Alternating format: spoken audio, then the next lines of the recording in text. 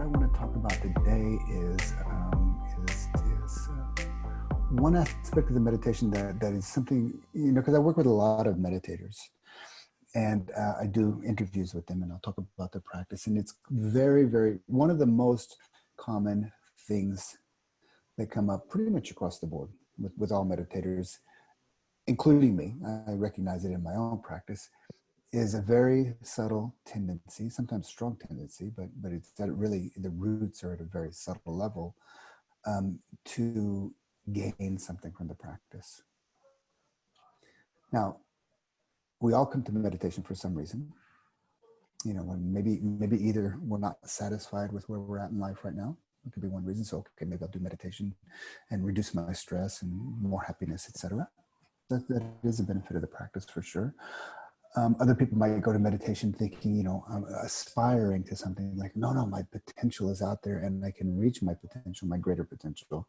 So they come to the meditation practice. Hi, Piero. Welcome to the meeting.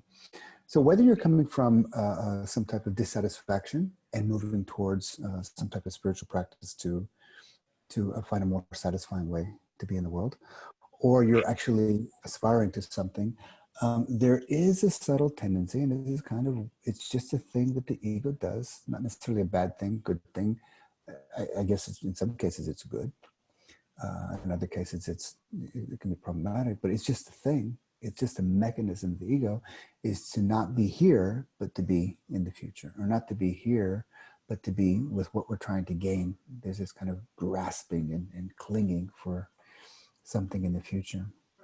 And that's actually, you can even say eros is a movement, is this kind of, eros in its most pure form is this force in the universe that's moving, this love of force that's moving, reaching out to something greater and trying to attain it.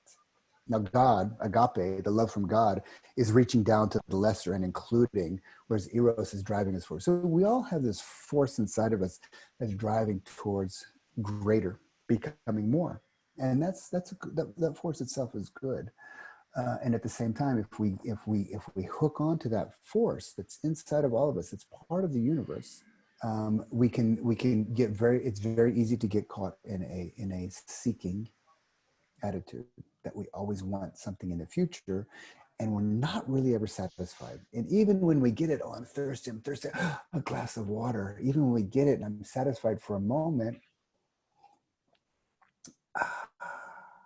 it's just a matter of time before, okay, now what's next? And what's the next thing to seek?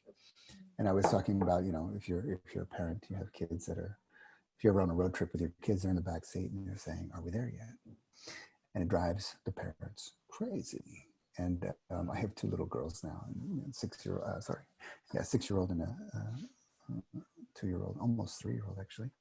And so we do this quite a bit. And especially for the little girl, we have this cute little children's song that we sing off of YouTube.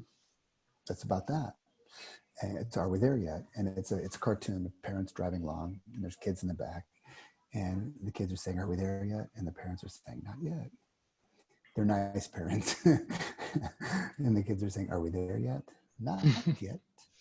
Are we there yet? Not yet. Are we there yet? Not yet.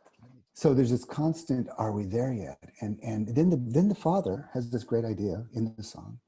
And he says, hey, let's play a game. And then the kids are like, okay. So the song goes, are we there yet? Not yet. Are we there yet? Not yet. Are we there yet? And then the parents are like, not yet. And the kids are we there yet? Not yet. And the father says, let's play a game. Look where we are. Look with me. Tell me what you see. Driving in the car. Then the daddy points over here. What do you see? And the kids say, a bird. And the mommy points over here. What do you see? A cow. And daddy points over here. What do you see? A tree. And then the mommy points over here. What do you see? A bus, or whatever they see. And suddenly they're in the moment. There's no goal. There's no future. There's nothing that they're... It's like, look where you are and tell me what you see. And it's a fun little game. And, my 2-year-old, we sing this song together, but I'll be the child. I'll say, are you there yet? And she'll say, not yet. It's super cute. But it just occurred to me that this is exactly what we're doing in meditation. Because when I'm working with yogis, I'm constantly I'm listening to them. And I hear this tendency that every human being, every yogi has to kind of, certainly early on in the practice, to get something out of the practice. And I'm like, yeah, but just tell me what you see. And quite often meditators will say, well, no, I don't have calmness, or I don't have peace of mind, or I don't have that. They tell me a lot what they don't see. So when somebody's telling me what they don't see, it basically means that they're not here, that they're in the future, that in their minds, they're just simply saying, are we there yet? Are we there yet? So our whole practice and that's just the tendency of the mind. Our whole practice in meditation is to systematically, gradually, with a lot of patience and a lot of persistence, to reverse that and to look what you see here and now. Now, it's important to understand there's nothing wrong with having goals. There's nothing wrong with thinking of the future. There's nothing wrong with hearing the call of your potential saying, come to me. And then you take off and you join a Nia dance class, or you take on meditation, or you go do Aikido, or you start yoga, or you join a mindfulness group, or you do all those wonderful things that you do to reach your potential, to grow. It doesn't happen unless you do that. But just like the car, the family in the car going to wherever they're going, they get in the car.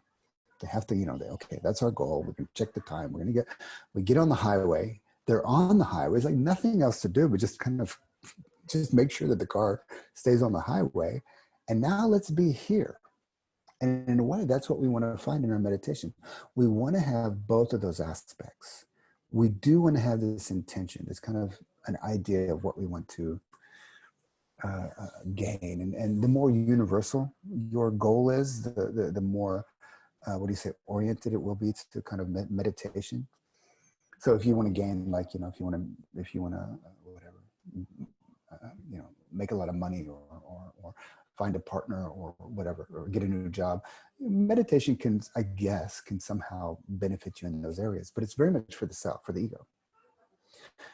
That's why I say universal. So if you want to gain more peace or more calmness, or if you want to reduce stress in your life, or if you want to learn how to cope with intense situations like we're in now, if you want to be around a community of people who are also seeking those same goals, these are more universal goals. If you want to awaken, if you want to achieve or attain your spiritual potential, these are more universal goals. So you set your goal. You drive the car, you get on the highway, you start to practice a path of meditation, and then you let go of the goal. Now, you may set your goal every morning. You may wake up and say, okay, today I'm going to awaken. Today I'm going to try to be mindful every moment of the day. And that's all good. Those are very good and even important things to do. But we have to stop and look where we are and trust that the practice is going to carry us forward to where we need to be. Look where we are. Look with me, tell me what you see driving in this car. Look with me, tell me what you see practicing this meditation.